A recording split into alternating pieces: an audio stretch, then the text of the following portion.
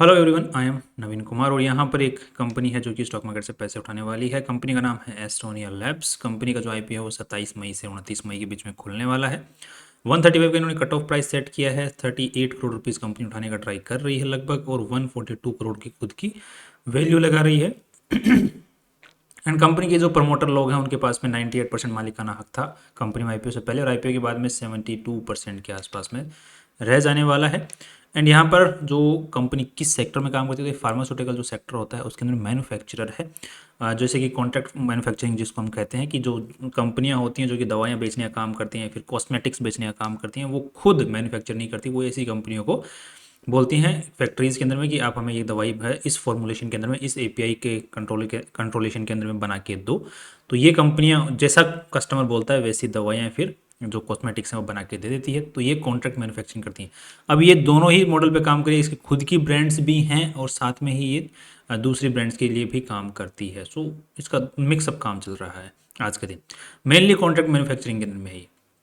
Next यहाँ पर देखने को मिलता है कि कंपनी जो पैसे उठा रही है उनको किस तरीके से काम में लेने वाली है। उसके बाद उसमें आगे बढ़ने से पहले, आरएचपी की डिटेल्स में आगे बढ़ने से पहले, सबसे एक बार जो लीड मैनेजर है उसके बारे में इन्फॉर्मेशन देखने की कोशिश कर लेते हैं, कैसी पास्ट की परफॉर्मेंसेज इनकी रही हैं। तो यहाँ पर 2025 में इनका पहला आईपीओ नजर आ रहा है। 2024 के अंदर में ये 2 आईपीओज लेके आए थे और उनकी परफॉर्मेंस बहुत अच्छी रही थी। 2024 में बहुत परफॉर्मेंस अच्छी रही, बिकॉज 2024 के अंदर में तो कोई भी एसएमई कैटेगरी के अंदर में आईपीओ आ रहा था उसको वैल्यू अच्छी ही मिल रही थी, चाहे वो एरा गेरा कोई भी आईपीओ आ रहा था। तो उसी सेक्टर में उसी टाइम के अंदर में इनके भी आईपीओ जो आए थे उनको वैल्यू अच्छी मिली हुई है उनकी। खैर उसके बावजूद भी जो कंपनी जिस प्राइस के ऊपर में आईपीओ लेके आई थी उसके बावजूद आज भी उनकी वैल्यू अच्छी चल रही है। दैट शोज़ कि इन्होंने वैल्यू जो है जो लोगों के लिए वैल्यू लेके आए थे पास्ट ईयर। इस साल जो है देख लेते हैं कि कैसा रिकॉर्डिंग का रह सकता है। पास्ट का तो ठीक है क्योंकि 2 ही आईपीओ हैं तो इतनी कोई ट्रैक रिकॉर्ड हमारे पास में है नहीं। नेक्स्ट अब देख लेते हैं आरएचपी के अंदर में क्या चीज़ें बोली जा रही है। तो ये बोल रहे हैं कि हमें जो नए जो रजिस्ट्रेशन हम लोग आप लोग कंपनी खोल रहे हैं वहाँ के ऊपर में, तो वहाँ पर थोड़ा खर्चा वर्चा होने वाला है, जैसे बोलीविया साउथ अमेरिका के अंदर में। तो उसके लिए पैसों की ज़रूरत है, $129।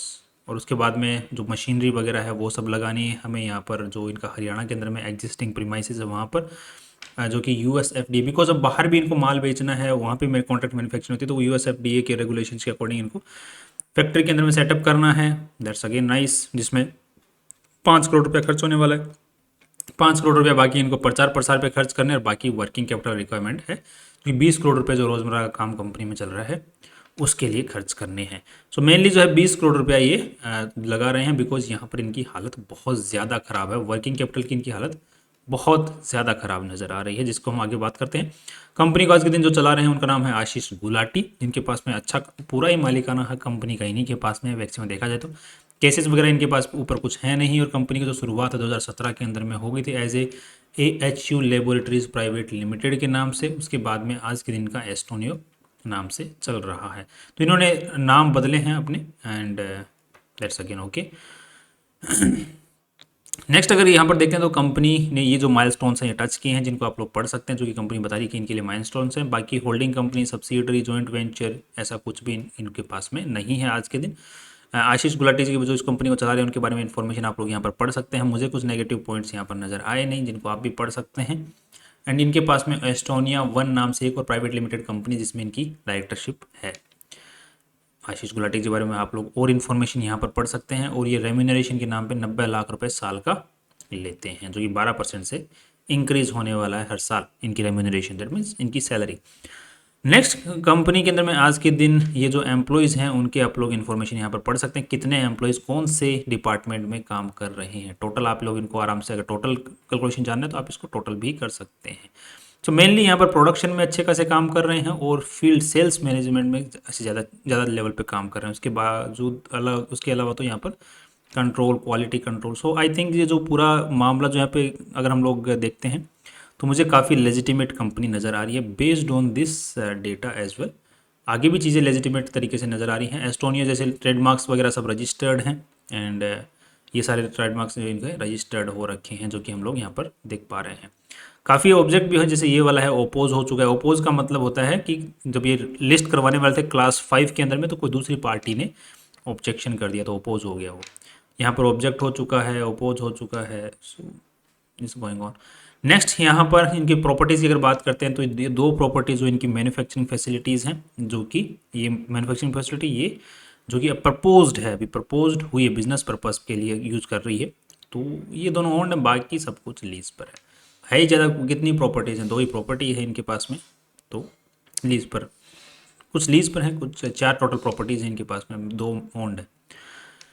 नेक्स्ट यहाँ पर टॉप कस्टमर्स की अगर बात करते हैं तो टॉप 10 कस्टमर्स इनका 40% रेवेन्यू आया है, और पिछले साल जो है 51% आया था, उससे पिछले 74% आया था। दैट्स वेरी गुड, बिकॉज इनका जो कॉन्सेंट्रेशन और limited number of customers is decreasing.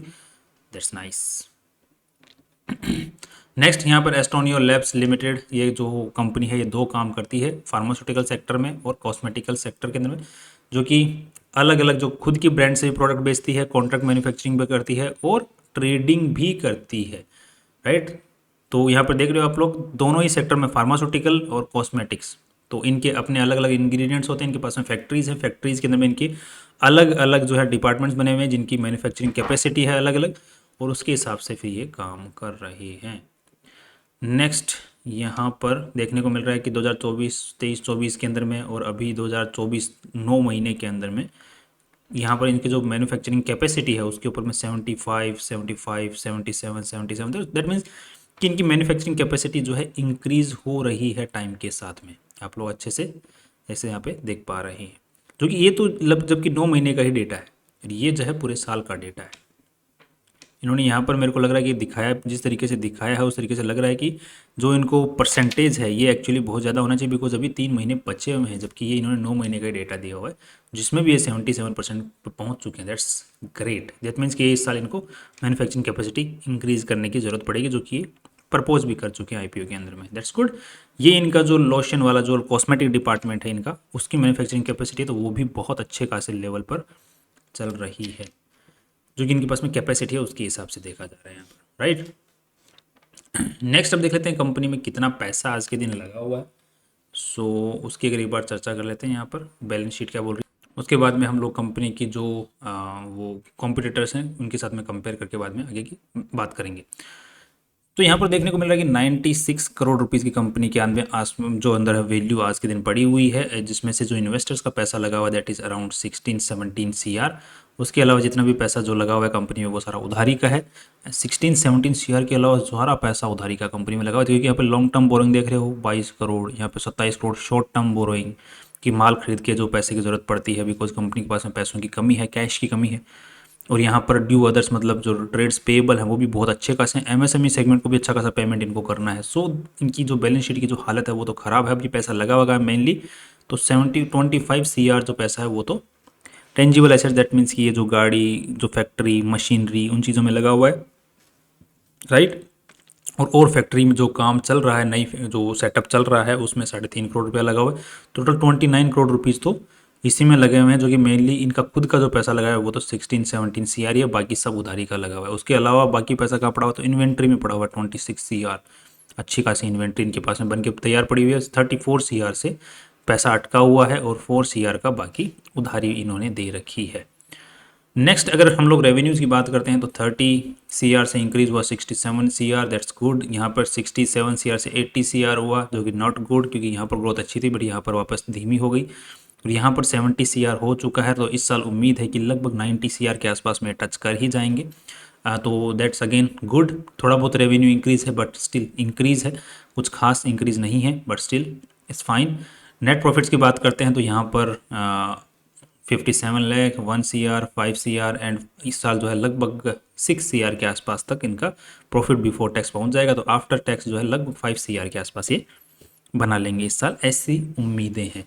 Cash flow की बात करते हैं तो cash flow is not good, that means कि कंपनी कैश जनरेट नहीं कर पा रही है, बिकॉज यहाँ पर देख पा रहे हैं हम लोग ट्रेड रिसीवेबल्स, कंपनी का पैसा जो है अटका ही जा रहा है। कंपनी का रेवेन्यू इंक्रीज हो रहा है बट रेवेन्यू में भी कुछ खास इंक्रीज नहीं हो रहा, उसके बावजूद भी इनका जो ट्रेड रिसीवेबल है वो बहुत भयंकर तरीके से अटक रहा है।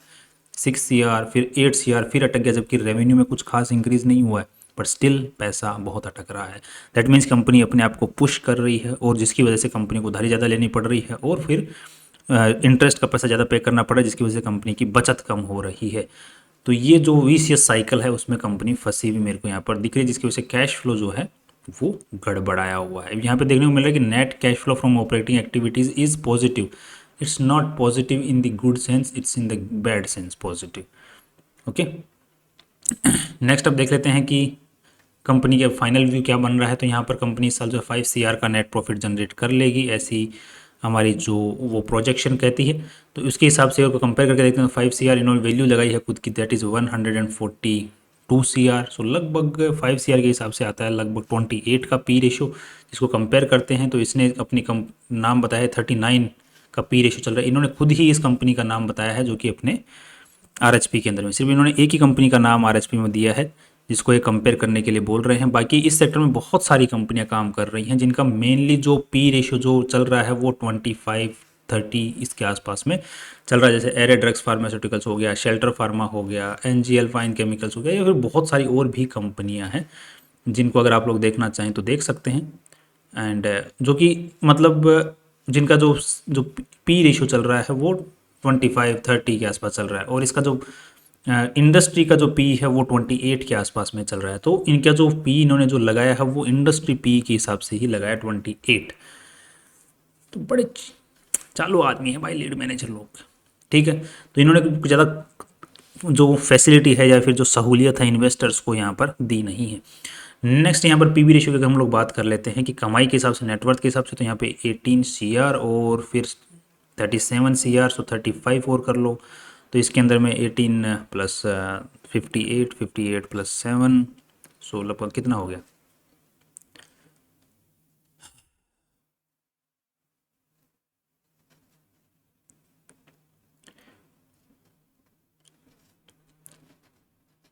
पीवी रेशियो की अगर बात करते हैं तो यहाँ पर कंपनी की नेटवर्थ है 17 CR और यहाँ पर 37 CR। तो यहाँ पर लगभग देखने को मिल रहा है 57, 55, 53 के आसपास का बन रहा है। 53 इसके हिसाब से पीवी रेशियो निकल के आ रहा है वो लगभग 3 के आसपास में निकल के आएगा।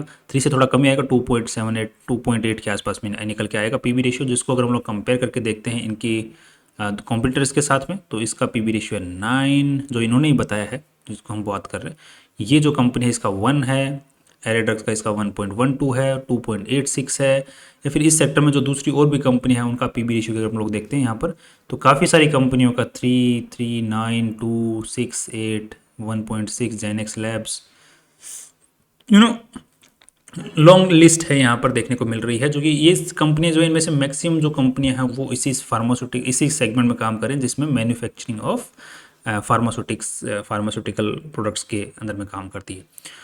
सो पीवी रेशियो भी इन्होंने कुछ खास वैल्यू यहाँ पर भी नहीं छोड़ी है। सो अब रिस्क हमारे सामने है कि कंपनी काम तो अच्छा कर रही है, ग्रोथ ठीक ठाक नज़र आ रही है, बट कंपनी का पैसा अटक रहा है जिसकी वजह से कंपनी को फ्यूचर ग्रोथ में दिक्कत आ रही है। कंपनी अपनी कैपेसिटी, फुल कैपेसिटी के ऊपर में मेनली इस साल काम कर रही होगी, जिसकी वजह से कंपनी अपने आप को और फैला रही है और बड़ा कर रही है।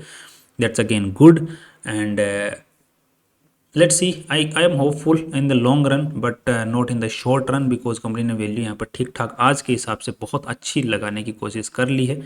हमारे इन्वेस्टर्स के लिए कुछ ज़्यादा छोड़ा यहाँ पर इन्होंने नहीं है। बाकी एक बार हम लोग अगर लिस्टिंग गेन की अगर बात किया जाए तो अगर यहाँ पर आपको मोर देन 50% का गेन यहाँ पर देखने को मिलता है GMP के अंदर में, तो आप लोग सोच सकते हैं लिस्टिंग गेन के लिए, but only for listing gain purposes अगर 50% ज़्यादा GMP नज़र आता है तो। बाकी लॉन्ग टर्म के हिसाब से बाकी नए रिजल्ट आएंगे उस वक्त देखेंगे। Right, that's all from my side. कल फिर मिलते हैं इंपॉर्टेंट वीडियो के साथ में। बाकी अपने फाइनेंशियल एडवाइजर से पूछ के ही फाइनल रिव्यू जो है अपना लगाना है कि नहीं लगाना है, क्या करना है, वो अपना डिसीजन बनाए। This was just a limited review. See you tomorrow.